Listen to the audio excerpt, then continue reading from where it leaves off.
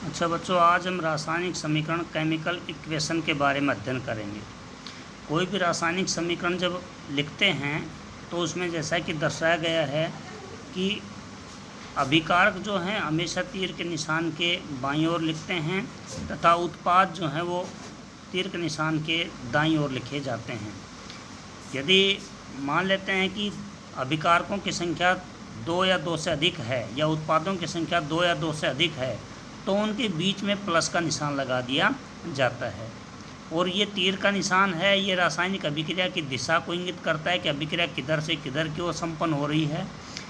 अभिक्रिया के अंदर यदि उत्पाद जो हैं इन उत्पादों को क्रियाफल या क्रियाफल कहते हैं और जो भाग लेते हैं उन्हें अभिकारक या क्रियाकारक के नाम से जानते हैं। तो इस प्रकार से ये रासायनिक इनकी शाब्दिक रूप से यदि कहें कि कार्बन का जब वायु की उपस्थिति में दहन किया जाता है तो कार्बन डाइऑक्साइड गैस बनती है। इसको हम क्या करते हैं, प्रतीक और अणुओं के द्वारा प्रदर्शित कर देते हैं जिससे शॉर्ट में और जल्दी लिखी जाती है। जैसे कार्बन, एक तो उसको पूरा बोलें, कार्बन और ऑक्सीजन की अभिक्रिया कराने पर कार्बन डाइऑक्साइड गैस बनती है, या इसको और शॉर्ट में लिखें कि carbon plus oxygen is reaction then carbon dioxide. इसको यदि प्रतीक और अणु के रूप में लिखते हैं तो C+O2 is reaction then CO2। तो इस प्रकार से किसी भी इनकी रासायनिक अभिक्रिया है उसको प्रतीक और अणुओं के द्वारा प्रदर्शित करना ही रासायनिक समीकरण कहलाता है। अब आता है रासायनिक समीकरण को लिखने के चरण कौन कौन से होते हैं। तो उसमें पहला चरण तो ये है कि सबसे पहले अभिकारक हैं उनको दाईं ओर लिखते हैं, बाईं ओर लिखते हैं तीर के निशान के, तथा उत्पाद जो हैं उनको तीर के निशान के दाईं ओर लिखा जाता है। अर्थात अभिकारक और उत्पाद दोनों के बीच में तीर का निशान लगा देते हैं। तीर के निशान के बाईं तरफ अभिकारक होता है तथा दाईं तरफ उत्पाद होता है। नंबर 2, अब यदि मान लो कि क्रियाकारक या उत्पाद एक से अधिक होते हैं तो उनके बीच में मैंने पहले बताया कि प्लस का निशान लगा दिया जाता है, C+O2 CO2 बन गया। यदि उत्पाद भी 2 या 2 से अधिक होते तो उनके बीच में भी क्या लगा देते हैं, प्लस का निशान लगा देते हैं। तीसरी बात ये आती है कि इधर जो अभिकारक हैं और उत्पाद हैं इन दोनों के अंदर परमाणुओं की संख्या समान कर लेते हैं। जैसे N2 प्लस में H2 is reaction then NH3 बनता है। तो दोनों तरफ देखते हैं कि नाइट्रोजन इधर 2 हैं तो इधर 2 करने के लिए ये अपन फर्स्ट में इसके 2 लगा देते हैं। यहाँ 2 लगा देंगे तो गलत हो जाएगा, इसलिए फर्स्ट में इनके आगे लगाया जाता है 2। तो 2 नाइट्रोजन हो गए। अब हाइड्रोजन कितने हो गए, 3 दूनी 6, तो 6 हो गए। तो इनकी इधर 6 करने के लिए क्या लगा दें, 3 लगा देते हैं। अर्थात अभिक्रिया में दोनों तरफ परमाणु की संख्या समान कर लेते हैं। इधर भी इनकी उतने परमाणु हैं, इधर भी परमाणु की संख्या उतनी ही होती है।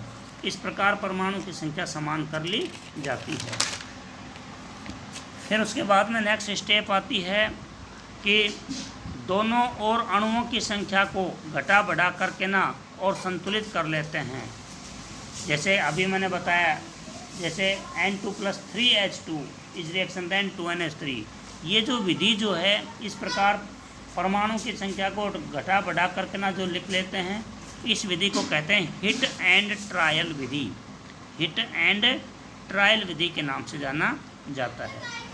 अब इस विधि के अंदर जैसे मान लो कि अपन सब परमाणु हैं उनको संख्या को संतुलित करते हैं, तो उसमें किस प्रकार करते हैं, उसमें ये बताया गया कि रासायनिक समीकरण को संतुलित करने के लिए सबसे पहले अणुओं में से ऑक्सीजन और हाइड्रोजन को छोड़ करके ना और जो परमाणु जो हैं उनको सबसे पहले संतुलित कर लेते हैं।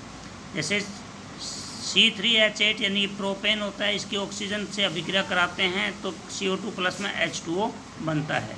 तो इसमें हाइड्रोजन और ऑक्सीजन को छोड़ करके ना जो बच गए पहले उनको संतुलित करते हैं। और कौन बच गया, जैसे कार्बन बच गया, तो कार्बन परमाणु की संख्या को संतुलित करते हैं सबसे पहले।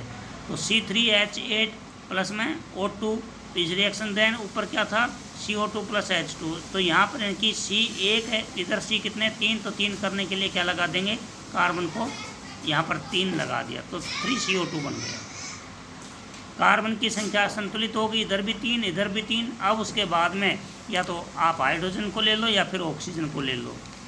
अब इनके हाइड्रोजन की संख्या को संतुलित करते हैं, तो ये रिएक्शन लिखेंगे जो संतुलित किया आपने कार्बन को। अब इसको लिखते हैं तो C3H8 प्लस में O2 is reaction then 3CO2 plus में अब H2O। अब हाइड्रोजन को संतुलित करते हैं तो इधर देखिए हाइड्रोजन कितने हैं, 8 हैं, और इधर हाइड्रोजन कितने थे इधर 2 थे, इधर 8 थे इधर 2 थे, इसलिए संतुलित करने के लिए इधर क्या लगा दिया 4, तो 4 दूनी 8, 8 हाइड्रोजन हो गए, इधर भी 8 हाइड्रोजन हो गए। समीकरण क्या होगी, संतुलित। हाइड्रोजन परमाणु की संख्या क्या होगी, संतुलित होगी।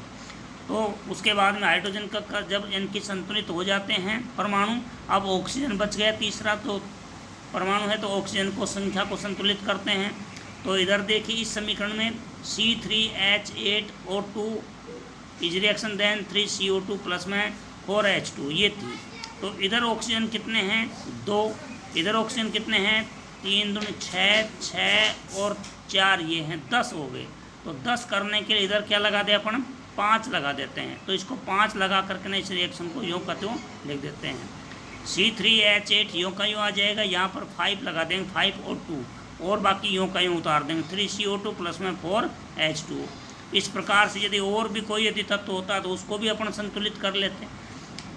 समीकरण को संतुलित करने के बाद में अब इसमें कार्बन, हाइड्रोजन और ऑक्सीजन की परमाणु की संख्या इधर भी उतनी है और तीर के निशान की इधर भी इतनी है, तो ये समीकरण संतुलित कहलाती है। अब कहता है कि अभिकारक जो हैं ये भाग ले रहे हैं, इनकी अवस्था अलग अलग होती है, कोई ठोस अवस्था में है, कोई द्रव में है, कोई गैस में है, कोई जलीय विलयन के अंदर है। तो ठोस अवस्था है, ठोस को तो एस से दर्शा देते हैं, द्रव है द्रव को एल से, लिक्विड यानी एल से दर्शाते हैं, और गैस को जी से दर्शाते हैं। और यदि कोई जलीय विलयन बनाया हुआ है तो उसको एक्वेटिक यानी AQ से प्रदर्शित करते हैं। जैसे CO जो है बिना बुझा हुआ जो चूना है, इसको जल में जब डालते हैं तो इन बुझा हुए चूने में परिवर्तित हो जाता है, कैल्शियम हाइड्रोक्साइड बनता है। तो बिना बुझा हुआ जो चूना जिसे कड़ी कहते हैं, इनकी कैसी अवस्था में, ठोस अवस्था में। जल कैसी अवस्था में, लिक्विड में। जब दोनों को मिला देते हैं तो कड़ी का घोल बन जाता है, जिसे अपन कहते हैं कैल्शियम हाइड्रोक्साइड। ये इनकी इसका क्या बन गया, चूना का जलीय विलयन बन गया, इसलिए इसके AQ से प्रदर्शित करते हैं कैल्शियम हाइड्रोक्साइड, या अपन कहते हैं चूना का जलीय विलयन, या बुझा हुआ चूना कह देते हैं इसको। ये बुझा हुआ चूना, ये बिना बुझा था, ये बुझा हुआ चूना है। उसके बाद में जब अवस्था दिखा देते हैं तो अब ये देखते हैं कि अभिक्रिया कैसी है, उत्क्रमणीय है या नहीं है। तो उत्क्रमणीय अभिक्रिया जो है, इसके तीर के 2 निशान हैं, अर्ध निशान हैं, आगे की तरफ भी और पीछे की तरफ अर्ध निशान से, इनकी दोनों तरफ अर्ध निशान के द्वारा प्रदर्शित किया जाता है। तो ये इनकी उत्क्रमणीय अभिक्रिया को प्रदर्शित करता है। अब अभिक्रिया के लिए आवश्यक जो ताप और दाब होते हैं, आवश्यक जो टेम्परेचर एंड प्रेशर जो होते हैं, वो तीर के निशान के ऊपर लिख दिए जाते हैं। जैसे N2 + 3H2 is reaction then 2NH3। ये अभिक्रिया कब संपन्न होगी, जब इसका इनकी 773 केल्विन ताप और 200 वायुमंडलीय दाब ATM एटमॉस्फेयर, तो 200 वायुमंडलीय दाब के ऊपर जब अभिक्रिया संपन्न होती है, जब प्रेशर डालेंगे 773 केल्विन ताप और 200 वायुमंडलीय दाब जब डालेंगे तब जाकर यह अभिक्रिया संपन्न होगी। तो ये तीर के निशान के ऊपर जो हैं ताप और दाब को इंगित करते हैं। साथ ही इनकी उत्प्रेरक को भी लिख देते हैं, उत्प्रेरक भी ऊपर लिखा जाता है। अब अभिक्रिया ऊष्माशोषी है या ऊष्माक्षेपी है, इसके लिए भी हम इनकी क्रमशः ऊष्माक्षेपी जो अभिक्रिया उसके लिए प्लस का निशान काम में लेते हैं आगे, प्लस ऊर्जा, और ऊष्माशोषी के लिए माइनस इनकी ऊर्जा लिख देते हैं। जैसे मान लो कि N2 + 3H2 is reaction then 2NH3 plus इनकी 10.5 किलो कैलोरी पर मोल दे दिया। इसका मतलब जो उष्मा जो दर्शाई उससे पहले किसका निशान है, प्लस का। इसका मतलब कौन सी अभिक्रिया, ऊष्माक्षेपी। यदि माइनस का निशान है तो इसका मतलब कौन सी अभिक्रिया, ऊष्माशोष्य अभिक्रिया है।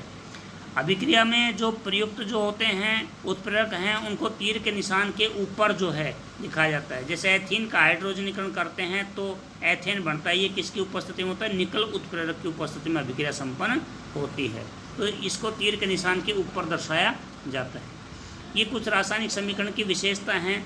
कि क्रियाकारक और उत्पाद के बारे में संपूर्ण जानकारी प्राप्त हो जाती है। इसमें क्रियाकारक कौन है, उत्पाद कौन कौन से हैं, पदार्थ की भौतिक अवस्था की जानकारी प्राप्त हो जाती है, ठोस है, द्रव है, कौन सा इनकी गैस है या जलीय विलयन है। उत्प्रेरक के बारे में भी इनकी जानकारी प्राप्त हो जाती है, ताप दाब के बारे में जानकारी प्राप्त हो जाती है। समीकरण ऊष्मा शोषी है या ऊष्मा क्षेपी, अभी मैंने बताया प्लस माइनस के निशान से जानकारी प्राप्त हो जाती है। और तीर के निशान दोनों तरफ अर्ध निशान लगे हुए हैं, तो इसका मतलब इनकी अभिक्रिया उत्क्रमणीय है या नहीं है, इसकी जानकारी प्राप्त हो जाती है। इसके साथ साथ इनकी इस अभिक्रिया की कुछ इनकी लिमिटेशंस पाई जाती हैं, सीमाएं पाई जाती हैं। जैसे ये अभिक्रिया जो है, क्योंकि उत्क्रमणीय अभिक्रिया है ये, और उत्क्रमणीय अभिक्रिया कभी भी पूरी नहीं होती हैं। अभिकारक से उत्पाद, उत्पाद से अभिकारक इनकी बनते रहते हैं, इसलिए यह अभिक्रिया की पूर्णता की जानकारी नहीं देती है कि अभिक्रिया कब पूर्ण हुई या नहीं हुई है। दूसरी बात यह है कि इसमें क्रियाकारक और उत्पाद की सांद्रता के बारे में भी कुछ स्पष्ट नहीं होता है कि कितना अभिकारक जो है वो उत्पाद में बदल गया और कितना इनकी उत्पाद जो है वो अभिकारक में चेंज हो गया, इसके बारे में भी जानकारी प्राप्त नहीं होती है।